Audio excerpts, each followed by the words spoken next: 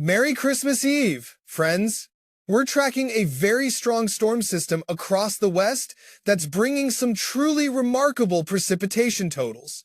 I'm going to walk you through exactly what's happening, what to expect over the next several days, and how to stay safe through the holidays and into the new year. In 30 seconds, I'll show you the specific cities facing flash flooding risks and the incredible snow totals forecast for the mountains. Right now, a strong low-pressure system sits offshore of the West Coast, and it's going to pummel portions of California with punishing rains and snows as we go into Christmas Day and the day after Christmas, Friday, December 26th. Then all that energy begins moving eastward into the eastern U.S. between Christmas and New Year, potentially giving us an eastern United States and eastern Canada snowstorm. The numbers are impressive. Up to 150 additional inches of snow, that's 12 to 13 more feet, forecast for the Sierra Nevada mountains. Up to 8 to 10 inches of rain for the greater Los Angeles area. These are significant, impactful amounts. Here's what I'll cover today. At 5 minutes, detailed rainfall and snowfall forecasts with specific cities. At 10 minutes, the ice storm threat for the Midwest and Northeast. At 15 minutes, temperature patterns including record warmth for Christmas Day. At 20 minutes, the January outlook week by week. Let's start with what's driving this weather pattern. When we look at precipitable water anomalies, which measure moisture in the atmosphere, we're seeing some remarkable numbers. We're at 250 to 350% of normal. That means we have 2.5 to 3.5 times the normal amount of moisture. That fire hose of moisture is pointed directly at California, including the downtown Los Angeles area, continuing straight through Saturday morning before the hose starts to trickle off going into the weekend. The rainfall rates are intense. Very heavy rainfall on the order of 1 to 2 inches per hour is falling across downtown Los Angeles, where there's currently a high risk for flash flooding. In the mountains, very heavy snow is falling at 2 to 4 inches per hour across the Sierra Nevada. That will continue basically uninterrupted all the way through Saturday morning, then the moisture begins to shut off. High pressure builds in for the latter half of the weekend, drying things out.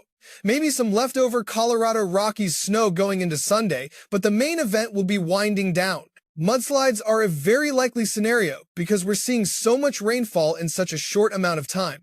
This increases both mudslide risk and flash flooding risk significantly. The rainfall totals through 7 a.m. Saturday, December 27th, show up to another 8 to 10 inches for the greater Los Angeles area, all the way up the coast of California. Even southwestern Oregon is getting another 2 to 4 inches. At the 5-minute mark, as promised, let me break down the specific cities and risk levels.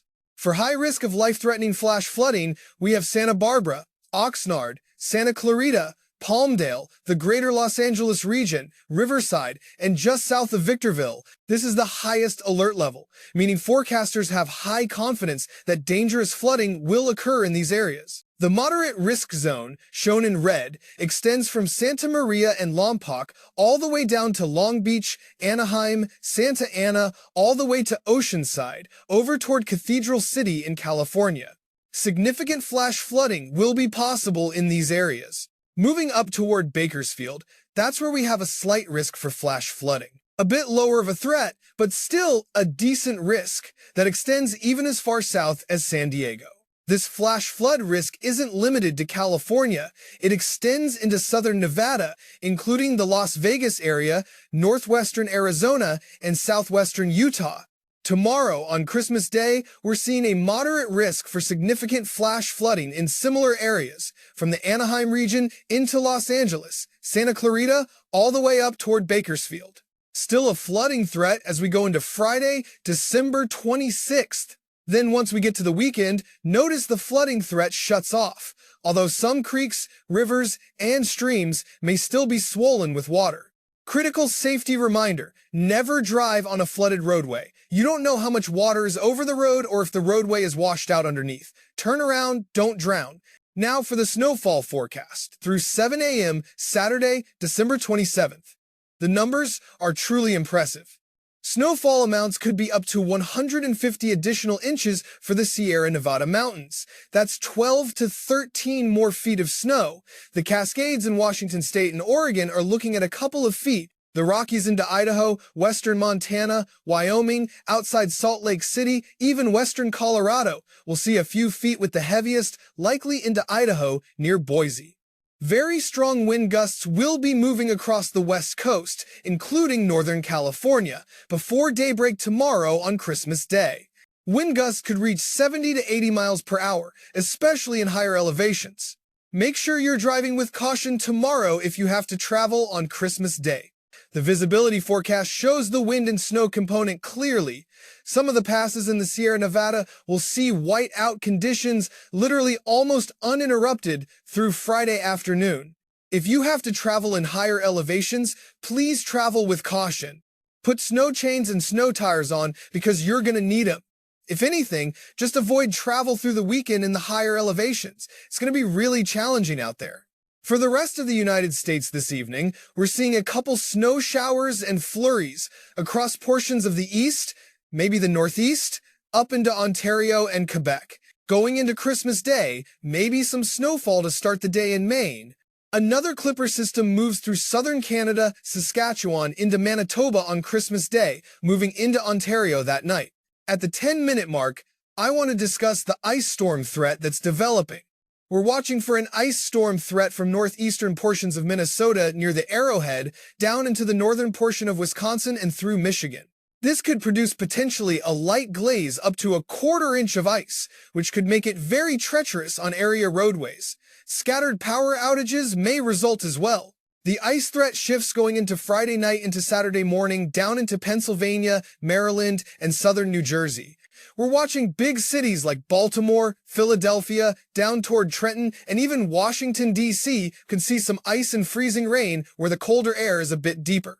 In the snow zone, shown in blue, we're looking at snow across New York State, including Buffalo, Watertown, Albany, New York City proper through Long Island, all the way over into Hartford. That continues into the weekend. A larger snowstorm may be possible, especially for Quebec, as we get closer toward the new year on December 30th. That could produce very cold weather and wind-driven snow across those areas. The snowfall forecast through 7 a.m. New Year's Day, January 1st, 2026, shows a couple more feet of snow possible in southern Canada, especially favoring Ontario and Quebec. Decent snows into New York State, the upper peninsula of Michigan with lake effect off Lake Superior, and portions of Maine.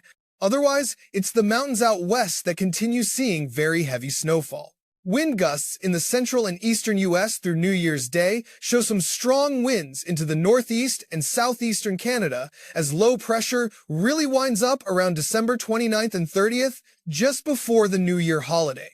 We could potentially see 40 to 50 mile per hour wind gusts during that time frame. Now at the 15-minute mark, let's look at temperatures and temperature anomalies. You can see very warm anomalies across the United States. A big ridge of high pressure feeding southerly winds. We're seeing potentially 35 to 40 degrees above normal temperature anomalies across much of the plains and into the Missouri Ozarks. Up in western Canada, into Yukon, British Columbia, Northwest Territories, Alberta, and even parts of Saskatchewan, we're seeing below normal temperature anomalies around 40 to 50 degrees below normal. Christmas Day is going to be a very warm one for much of the country. Record highs are possible across the southern plains, along the Gulf Coast, through Dixie Alley, even into the Carolinas. We're talking 70 seconds, even some 80 seconds. Much of Texas from Wichita Falls to Dallas to Waco, all the way down to Brownsville and westward to Lubbock, will be very warm.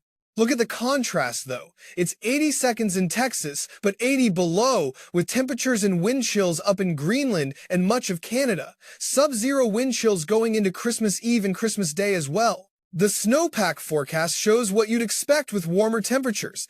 A lot of our snow will melt leading up to tomorrow morning. If you want a white Christmas, you need to go north into Minnesota, northern Wisconsin, and the New England region.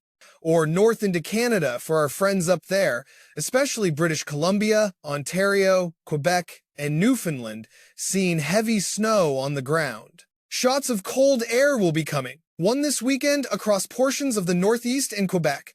A nice shot of colder air that will feed into our winter storm. Then a bigger, more significant shot of cold air comes into the eastern U.S. just before the New Year holiday on December 29th and 30th, bringing Arctic air. Then a third shot, more potent for the Northeast, behind our third winter storm as we go into the New Year holiday. Going into New Year's Day itself, once the clock strikes midnight, we're going to see wind-driven snow across portions of Ontario, including Toronto, up toward Montreal, and into portions of New England as well. That's going to import some colder air and gusty winds. Be ready for that if you have any New Year celebrations across the Great Lakes and into the Northeast. Very cold temperatures at midnight, sub-zero wind chills in southeastern Canada. Make sure to bundle up if you're headed out for New Year celebrations, including the ball drop in New York City. We could be seeing wind chills around 20 degrees, which is still pretty chilly. Bundle up in layers and start the car early if you're headed out to warm it up. At the 20-minute mark, let me walk through the January 2026 outlook. We have some big blocking patterns setting up towards Scandinavia, maybe some blocking on either side of Greenland. This will usher in colder air from the north as we go week by week into January. Week 1 of January, I think the coldest air is still in Western Canada and up into Alaska, but we still see some mild trends overall, with cold shots being possible. Week 2, between January 8th and 15th, gets really cold in Western Canada. The polar vortex will be back on our side of the hemisphere, giving us trouble with cold air. Going into week 3, the 15th through 23rd, we're seeing that colder air making shots down into the northern United States and eastern U.S., while the southwest starts to warm up a little bit. As we go into the last week of January, the 23rd through 31st, the colder air resides in the east, with the west becoming a bit milder. Also cold up in Alaska for the last week of January. How does that translate to snowfall patterns? Week 1, I think we're seeing more clipper systems up to the north, over top of our ridge of high pressure. Remember, the airflow around that is clockwise, so a lot of this goes up and over the United States through Canada and into the Northeast. Week 2, from the 9th through 15th, we start seeing that push a bit further south. The upper Midwest, Great Lakes, Ohio Valley, and Northeast start getting more snow. Week 3, we start to see more Ohio Valley to Northeast snowstorms, maybe even Mid-Atlantic getting involved. The last week, we could potentially even see some southern snow if the colder air is strong enough in the eastern United States. Don't give up hope if you live in Virginia, Tennessee, the Carolinas, or even northern Georgia. Some snow may be possible in the second half of January for you folks down there. This pattern change is significant.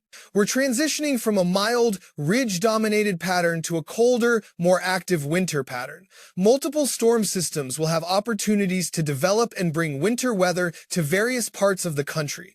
Now let me give you comprehensive safety guidance for all these different weather scenarios. For California and the West Coast, the flash flooding threat is real and dangerous. If you're in a high-risk or moderate-risk area, have an evacuation plan ready. Know your routes, know where you're going, have a meeting place for family members. Pack an emergency kit now. Important documents in waterproof containers, medications, phone chargers, change of clothes, water, and non-perishable food. Keep it accessible. Monitor weather alerts constantly. Flash floods can develop rapidly. You need to be ready to act quickly. Never attempt to drive through flooded roads. Most flood deaths occur in vehicles. The water may be deeper than it appears, and the roadway underneath may be washed out. Turn around, don't drown. If you live in or near burn scar areas, be especially vigilant. Mudslides can occur with little warning on these vulnerable hillsides. Watch for warning signs like cracks in the ground, leaning trees or poles, or changes in water flow patterns. Secure outdoor furniture and items. With wind gusts up to 80 miles per hour possible, anything not secured can become a dangerous projectile. For mountain travel in the West, honestly, if you can avoid traveling in the mountains through the weekend, that's your best option. Conditions are going to be extremely challenging with whiteout conditions, hurricane-force winds, and feet of snow. If you must travel, have a comprehensive emergency kit in your vehicle. Blankets, food, water, flashlight, phone charger, shovel, sand or cat litter for traction, ice scraper, first aid kit, Snow chains or snow tires are absolutely necessary. Check road conditions and pass closures before you leave. Many passes will close due to conditions. Tell someone your route and expected arrival time. Check in when you arrive safely. For the Midwest, Great Lakes, and Northeast ice threat. Ice storms can be particularly dangerous because they often cause extended power outages. Prepare now, before the ice arrives. Stock up on food and water for at least 72 hours. 1 gallon of water per person per day. Non-perishable food that doesn't require cooking. Make sure you have flashlights, batteries, candles, and matches. Test your flashlights to ensure they work properly. If you have a fireplace or wood stove, stock up on firewood. If you have a generator, test it and make sure you have adequate fuel. Always use generators outside with proper ventilation to prevent carbon monoxide poisoning. Charge all electronic devices before the storm. Your phone is your connection to emergency services and weather updates. Check on elderly neighbors and those with special medical needs. Make sure they're prepared and have what they need. Protect your pipes from freezing. Let faucets drip slightly when ice threatens. Open cabinet doors under sinks to allow warm air circulation around pipes. Insulate any exposed pipes in unheated areas. For the Arctic air and winter storms, dress in layers when heading outside. Multiple thin layers trap heat more effectively than one thick layer. Don't forget to cover your head, as significant body heat is lost through the head. Limit time outdoors during extreme cold. Wind chills below zero can cause frostbite in minutes on exposed skin. Know the symptoms of hypothermia: shivering, confusion, slurred speech, drowsiness. If you see these signs in someone, get them somewhere warm and call 911 immediately. Keep your vehicle's gas tank at least half full during cold periods. If you get stranded, you'll need to run the car periodically for heat. Check on vulnerable people regularly. Elderly neighbors, homeless individuals, people living alone, those with medical conditions. Extreme cold is especially dangerous for these groups. If using space heaters, use extreme caution. Keep them away from anything flammable, never leave them unattended, and ensure adequate ventilation. For New Year's celebrations in cold weather, bundle up properly. Don't sacrifice warmth for fashion at outdoor celebrations. If you're driving, start your car early to warm it up, but never run a vehicle in an enclosed space like a garage. Limit alcohol consumption if you'll be outside.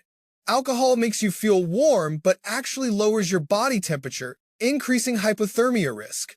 Have a safe way home planned, don't drive if you've been drinking, and be extra cautious on icy roads. The Bible tells us that God controls the weather, and there's wisdom in respecting the power of nature. We're blessed to live in a time with advanced forecasting that gives us days of warning.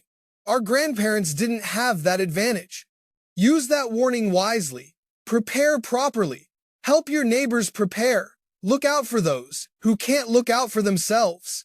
As we celebrate Christmas and prepare for the new year, remember what the season is really about. Christ came to earth, humbled himself, became a servant. We're called to that same spirit of service and humility. When weather gets severe, that's when we have the opportunity to show Christ's love through our actions. Checking on neighbors, sharing resources, offering help.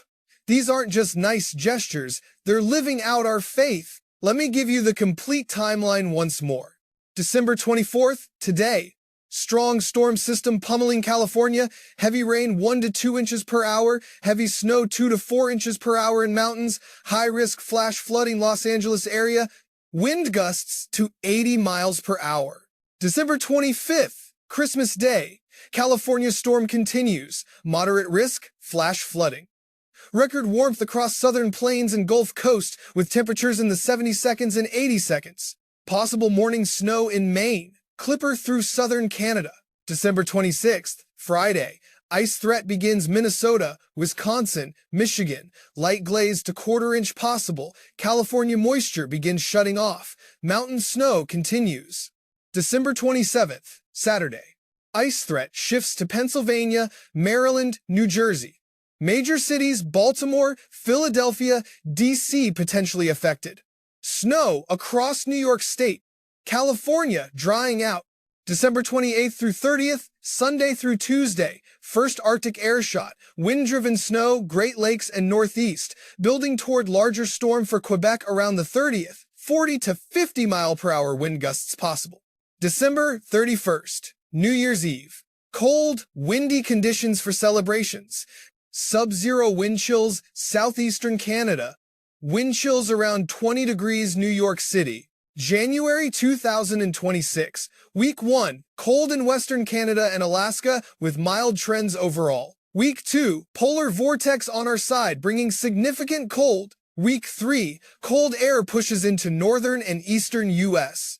Week 4, cold locked in east, possible southern snow chances. The weather ahead is certainly interesting and in some places challenging, but with proper preparation and community support, we'll all get through it just fine. Stay informed, check forecasts regularly as conditions can change, prepare your homes and vehicles, look out for your neighbors, especially the elderly and vulnerable, and keep your faith strong. Thank you all for watching. I hope you have a wonderful, blessed Christmas. Stay warm, stay safe, and we'll have another update for you on Christmas Day with the latest information. Merry Christmas, everyone!